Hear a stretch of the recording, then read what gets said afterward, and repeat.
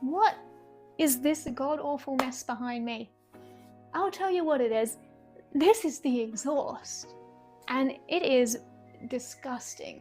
In today's episode, I'm going to show you exactly how I went about removing this thing from my 1992 Brumby and why. I've managed to round out one of the nuts holding the mounting plate here for the sway bar. So I'm waiting for the vice grips and the bolt extraction tool to see if I can't get that bolt removed and this sway bar gone. The next thing that I'm going to be doing is I'm going to be removing the tie rods on both sides, the outer ones.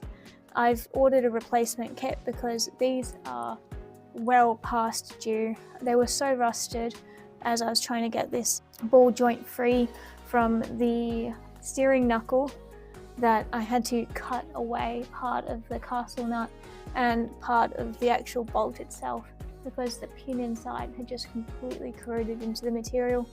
So I've ordered complete new sets for the inner and the outer tie rods. But now what I want to do is, I'm not content with just removing the tie rods. I also want to remove the steering gear, which is underneath. And in order to do that, I've had a little bit of a play.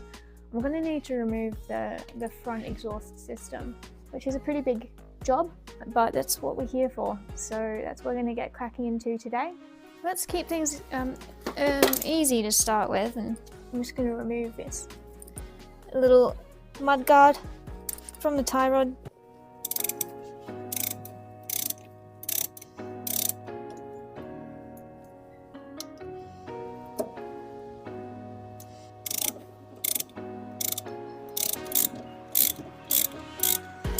As always, a little bit more rusted and time consuming than you would think. We're going to go at removing the front exhaust manifold. To do that, I'm going to go in here and its friend here.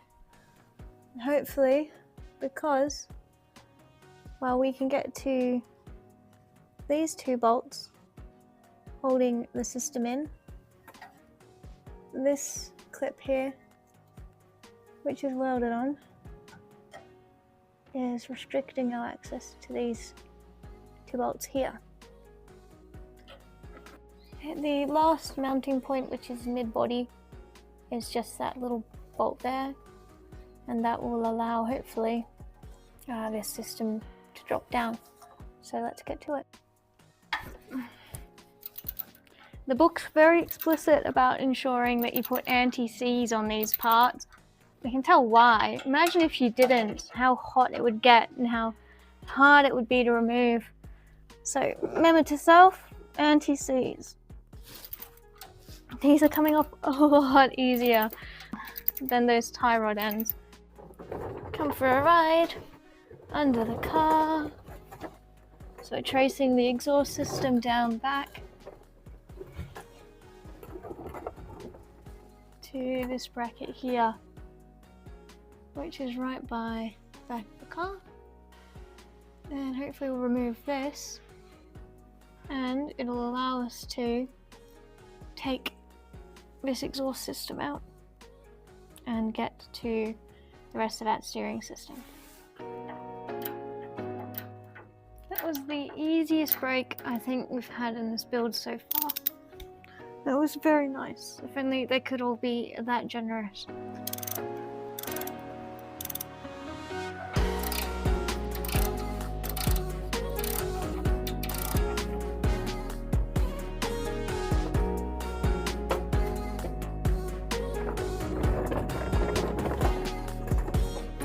Okay, so the last part we're going to remove to get rid of the front exhaust, these two bolts here, and that'll disconnect that flange there from the rear, and hopefully this whole system just will be able to drop out. Now I can block this up against something like that, so that it's braced. I should be able to break it. And no, it's just rounded off now. There, and it's the same on the other side. It's so rounded, and it is completely seized onto the bolt. I think the best thing that we're going to have to probably do is cut it off, which is a bit of an extreme measure, and you can see its counterpart there. It is just absolutely disgusting. This bracket here is the last part that's holding this front exhaust system in. I wonder if we can leave this flange with the rusted bolts and see if there's another section at the rear of the car and just take the entire exhaust out. I've been needing to show you guys this new muffler that Jack, the guy who owned the car before me, had installed. We've gone through and we've removed the bolts holding up the top. And now the only bracket retaining this system is this flange here. And the reason I'm going to remove that is because I don't want to have to remove the muffler. It's already been installed really nicely. So if we unbolt here, which shouldn't be too difficult a task because they're new bolts. As suspected, they're both really good. Already loose. Well, I mean, already not seized, which is really nice.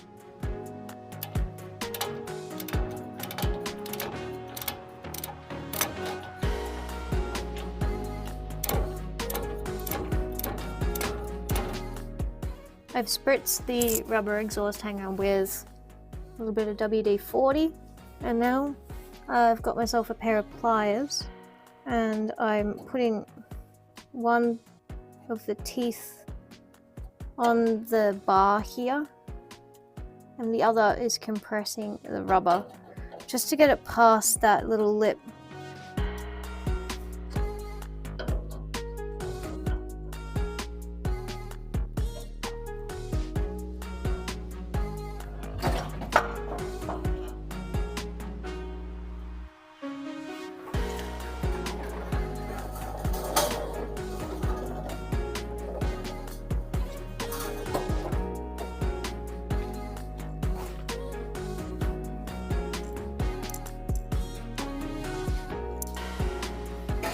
If these two nuts here would have been removable, I could have just pulled the front.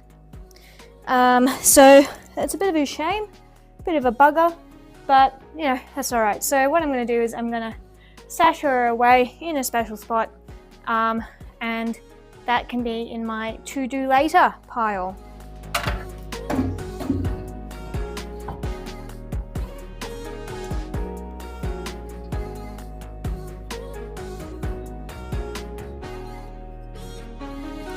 Alright, so starting with some of these seams, very rusted, and gaps starting to appear. Most notably is this rust here. Here comes the gaps. To be honest, this whole piece is pretty feral, I'm gonna say, and I think saving up and buying a completely new exhaust, or at least a used exhaust in better condition, is definitely on my radar. Exhaust's been removed, and both of the little mad flaps have been removed from the tie rods, So now I'm going to see if I can remove the entire tie rod assembly, and then I think we might stop where we are and start refurbing some of the parts. So here's the tie rod, this guy here. As I mentioned, we've ordered new parts until the inner and the outer, and now we've got easy access to these bolts, and on the other side these bolts here, and hopefully that should give us sufficient wiggle room to be able to maneuver this out.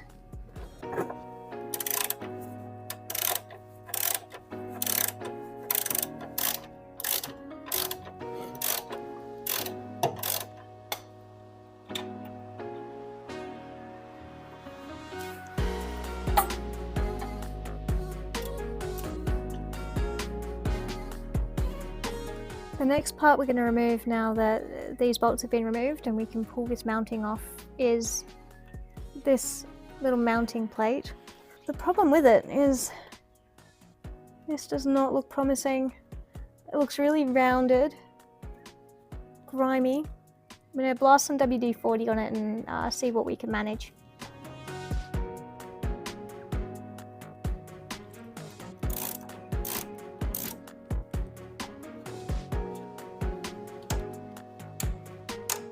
We're going to remove this little nut here, and then this shroud can pull away and give us clearance for the tie-down bar and the drive shaft here. The brackets holding the steering gear have been removed, and now I need to get this steering rod here to pass through this hole here, which will allow me to remove the assemblage under this car. Because this is an earlier model, it's as simple as undoing this retaining bolt here for this U-bolt and passing it through. One of the important things I need to do is to note how this is sitting on the U-joint here as per the book. So I'm just going to make sure that we take a photo of this.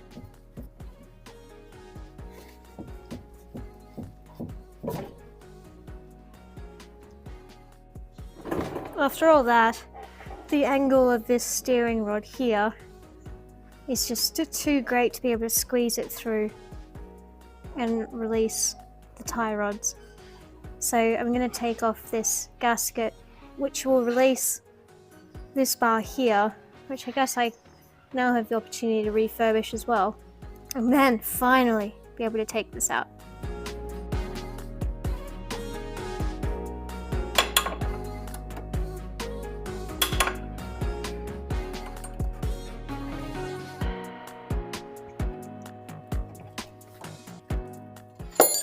Alright, so that's the steering rod.